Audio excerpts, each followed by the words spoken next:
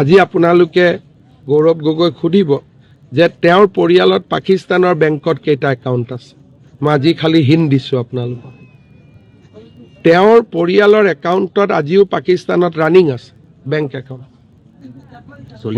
চলি আছে। মই 8 তাৰিখে কমেই, খালি আপোনালোকক এটা হিণ্ট দিছোঁ। যি মানুহৰ বেংক একাউণ্ট পাকিস্তানত থাকিব পাৰে সেই মানুহ কিমান ডেঞ্জাৰাছ হ'ব আপোনালোকে খালি ভাবি চাওক। 8 তাৰিখৰ কাৰণে 8 তাৰিখলৈকে ৰখক। কিন্তু মইতো কওঁতে মোৰ ওপৰত কোনেও কেছ কৰিব সাহস নকৰে। মোৰ ওপৰত ক'লে মই কৈছোঁ 9 তাৰিখে কেছ কৰিম। মই যিবিলাক কওঁ মোৰ ওপৰত কিয় কেছ কৰিব সাহস নকৰে।